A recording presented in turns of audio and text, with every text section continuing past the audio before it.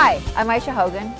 It's the Chakra House of Healing, and again, we're having a wonderful new episode of Talk That Talk with Tariq Sattaur. Today, we're going to be talking about age regression and progression, why we do it, and what we find out when we do. You ready? I am. Okay. So, age regression. Let's start there. Okay. I think most people are familiar with the idea of age regression. And No, I don't think that they're not. I don't think that they are. We kind of have a sense that, in our past, there are things that have happened there, and we know that we can go back and explore our pasts to see what's there. Age regression, that's the purpose of age regression. Or they've blocked it. Right. So there was this whole idea of repressed memories that was really popular in pop psychology back in the 70s and 80s. And, there was this big rush of people who seemed to have discovered that they had repressed childhood abuse. And Right. Unfortunately, what we discovered was a lot of those memories were false memories that were created based on the interaction between the client and whoever their therapist was Right. at that time. So when you're doing something that's like age regression, where you're in a very sensitive space and you're kind of vulnerable, you have to be very careful what you say. And so when you're working with a regressionist, the regressionist would typically avoid leading questions. Yeah, no, so like when I do it, I'm like, what are you seeing? Right. How old are you? Exactly. What's happening? Right. And you let the client feed you the information, Right. and then you just take it back to them. And so why do we do age regression? Well, oftentimes in our childhood, we make decisions, to do certain things or not do certain things, to feel a certain way or whatever. And when we speak with our clients and we make a suggestion that, you want to consider this alternative, or you might want to consider doing something differently in this way, that's all well and good. But if you haven't addressed the concerns that were in play when that individual made the decision the first time around, then you may not be as successful in changing that behavioral pattern or emotional pattern. Right. So regression helps us to go back into that initial event to uncover the force that was behind the decision that we made and change it. Now, what I did was, which is probably speaking to what you're just saying now, like I just did, just recently I did an age regression, which Okay. actually was like way more powerful than I thought it was going to be with this particular client. And then I brought them, I sort of took a book from your multi-generational playbook. Right. And I brought them forward into the present. Right. Spoke to them while they were still in trance. Right. About how they're now going to go back with the mind that they have now. Right. And deal with that situation as they thought they should have or couldn't have, but now they can. Right. At that time. Right. So she went back with her adult mind. Right. And said the things that she needed to say. Mm-hmm. To help her deal with that situation. And it was just that, it was actually fantastic. Like Absolutely. It was just like the healing power was so amazing. She felt so good when she came out of trance that it was just like, I was just like, yeah, you did a good job. Like she did such a great job. Well, you know how sometimes, when we have an argument with someone and then let's say you leave their house and you're driving away and you're like, I should have said that. When they said this, we have these unfinished dialogues in our head where you think I should have said this, or this is what I wanted to say, but Right. you never actually got a chance to Right. say it. And regression gives you an opportunity to kind of finish off those pieces where you never got to express yourself in the way you would have liked to. I think at this point, I'd like to point out, we look back at our histories, we look back at our childhood with our current mindset, and we think, I should have known better. But don't forget, and this is what I think is really, really funny about, what is really puzzling to people when it comes to regression, is that we saw those things happen with a child's mind. Exactly. And then we come forward and we're still remembering it with that child's mind. Right. Where if we had been back there with the adult mind, we might have interpreted that whole situation in a completely different manner. Absolutely. But not only are we remembering it with that same kind of mindset, we are then criticizing it with the current mindset. Right. As if we know, or if we knew then what we now know. And obviously that's not the case. That's right. I'd often say to clients that if you look back into your history, even if it's last week, and you judge yourself for something you've done, that's not fair. You can't do that. If you were to see someone walking on the street and, clearly, let's say they're dressed inappropriately or whatever, and we often do what we can to avoid judging other people. Right. Yet we have no qualms in judging ourselves. But if you think about it, that person, even last week, is not you. So you really have no right to judge that person because Right. they didn't know what you now know. In effect, you are judging someone else, not yourself. Right. So we have this judgment that makes us think, I should have, and that's not the case. There is no should. But that's all part of ego as well. Absolutely it is. Going back into the past with the current mindset is a better approach. There is no judgment. We're going back and we're observing things as they were. We're taking the knowledge and the experience we've cultivated in our lives since then, and we're using that to change our interpretation or understanding of the situation and to change the decision at the moment when it was initially made. When we do that, oftentimes the change becomes permanent. You know what else I found is that sometimes when we're in childhood and there's a lot going on, like let's say there's an abusive father and then there's a different mother, or there's been some divorces or whatever, and now there's a new couple and the child's been brought into this, and there's just so much dysfunction going on, and the child needs to find someone to blame Yes. for everything that's going on. And it's so funny how sometimes they blame the completely wrong person because the person closest to them that's actually causing all the dysfunction, they can't bring themselves to say it's their fault. So they blame someone else who is actually going through that dysfunction with them. And when you take them back into the regression and they see the situation for what it is and what that other person actually went through, Right. they're like, wow, my whole life I've been angry with the wrong person. Absolutely. And I think that's part and parcel because we do not have the same critical or logical faculties as children that we have as adults. We don't develop that ability to be critical or logical until later on in life. In fact, in the first 3 to 4 years of your life, you don't have a critical faculty. You're just a sponge absorbing things from the environment, without a filter. Right. Now, we may have talked about this before, but in that same period of your life, between 0 and 4 years old, you're also egocentric. So that means you understand the world around you as being an extension of the self. So in other words, things happen around you because of you. Right, you so are the everything cause is of about things. me. Exactly. Right. And it's not, it's just They how don't it think is. of it that way. Right. It is that way, right? It's just their experience. Now, if you are, observing your parents are fighting or whatever, and you don't have the ability to rationally say, okay, well, these are adults, they're having a problem, you need to blame someone, but you cannot separate the self from the situation. The blame tends to come towards the self. You blame yourself for why they're arguing. Absolutely. Right. And so you internalize it. After 4 or 5 years old, we started then recognize separation, but we still don't have a strongly developed logical faculty. So that's where we could start to project the blame on, other people or situations that seem to, somehow connect to what we're experiencing. And I still think we place blame on the safe, Absolutely. on the safe person, Absolutely. not the one who's sometimes really at fault. Maybe it's because It could be like a stepmother when it was really your dad Right. that caused the problem, But we right? don't But wanna you don't blame want our to blame dads. you don't want to blame your dad, so you're blaming your stepmom. Right, and it's Right? easy to do that, right? Because you can just put blame there and you can still feel the love of your father without having to deal with any of the, unpleasant things that he may have done in your life. Right. Now, that's a simple way for us to kind of recognize the importance of doing something like going back into the past, age regression. But why would we do progression? So let's talk about progression in just a second. We need to go for a Zen break.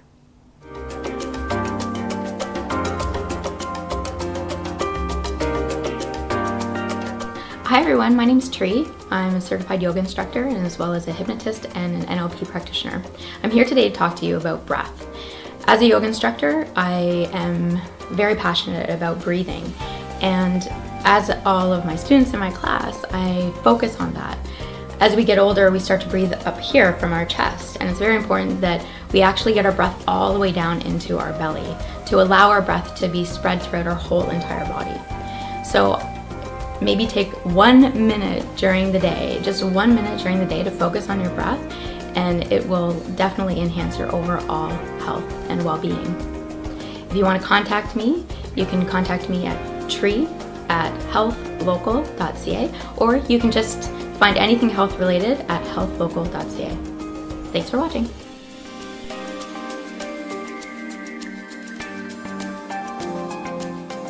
Okay, welcome back. Now progression.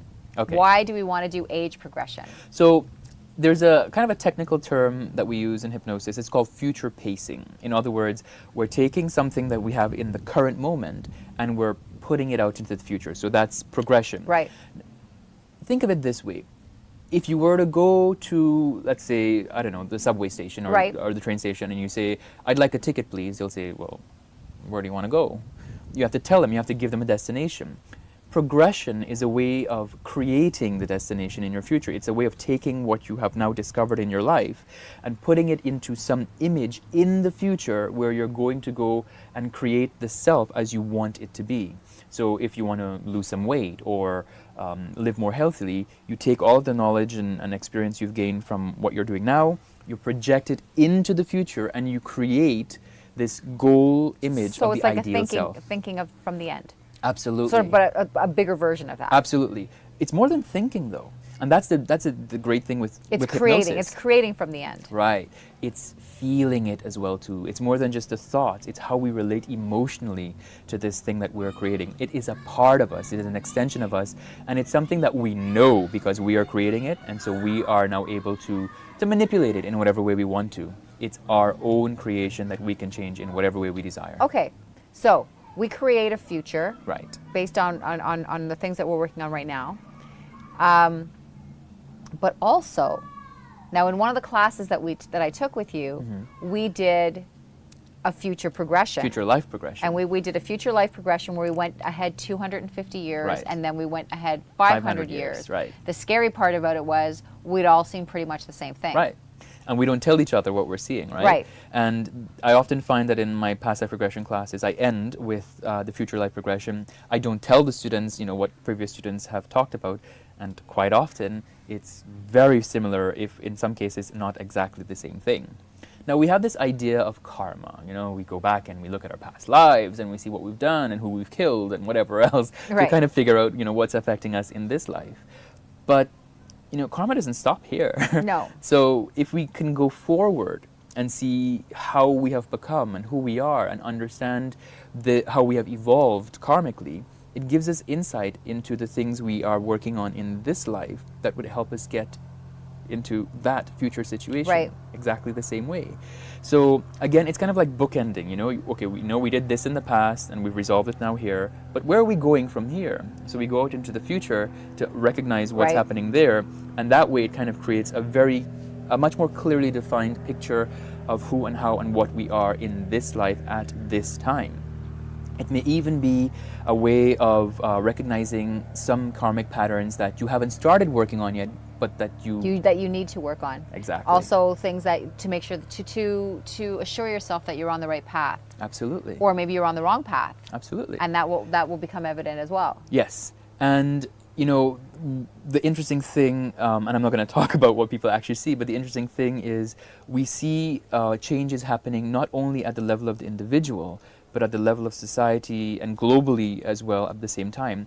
And the one thing that almost all the students and the people I've done future life progression come back saying is that they have come to know, to recognize at a deep level that their unique individual healing is a part of the healing of the whole. Right. So of their culture, of their community, and eventually of the planet in of itself. So, which is fantastic, because we all sit here and say, who am I in the scheme of things, and why am I here, and what difference would it make if I was here or I wasn't here? Right. So it's kind of neat in that way, where it sort of says, there is a purpose for you to be here, and you're not just here for some like abstract, somebody kind of threw you into the picture reason. Like, there is a reason for you to be here. Right. And you need to just recognize that reason, or maybe find out what it is and just head into that path. Absolutely. And when you're doing things like age regression or even age progression, you can ask the client to consider the possibility of, what if you weren't there? What would have happened in that situation? Just consider it. Right. And they can begin to recognize the importance of them being there, the importance of the role that they play, that their life has, not only to, them, but to their parents, to their friends, to their community. One simple thing that a person might have done could have a ripple effect that affects hundreds or thousands of people. And it could be as simple as a kind word to a stranger. And when you do age regression and you go back and you recognize the phenomenal things you've done, and I think this is a problem for most of us, we don't give ourselves enough credit. We don't celebrate what we've accomplished because we think it's ego. I won a gold medal in a race. Oh, it's not a big deal. It's a big deal. It's a big deal. I think it's in the delivery. Yeah. As well. Like, I mean, there are some people who take those achievements that they've made in their lives and they, ego becomes egotistical. Exactly. So, there is that fine line. Right. But then there's this piece where, you're allowed to celebrate, the wonderful things that you've done in this life. Right. That would be like, I sit here and, yeah, it's a new show that we're doing, and the Chakra House of Healing is like in its 4th or 5th month now, and, we're getting the word out there, about, what all of these wonderful holistic healers are doing. So should I just sit here and go, yeah, maybe I played a part in that, I don't know. Yeah, well, exactly. And, I'm sure you have a lot of very similar things in your past, in your distant past, that you look back and you think, oh, it wasn't that big of a deal, Going back into the situation, we kind of remember these things with our current filters. But going back into the situation and remembering the challenges you actually lived through, that you had to overcome in order to make this thing possible, helps you to have a new appreciation of yourself. And it's not at the level of the intellect, it's at the level of the emotion, which is what we really need in order to make things happen. And it's so funny because we sit here and we want to achieve something in our lives that has meaning, and yet when we do achieve it, we diminish it. We either diminish it, or we make it like so big where people are going, yeah, okay, whatever. Or we go like, that person did it better than I did, as if, but you're a part of the whole. Right. You're constantly contributing, and maybe that person who did do it better than you could not have done it better than you if they didn't see that you took the initiative. Right. Who knows?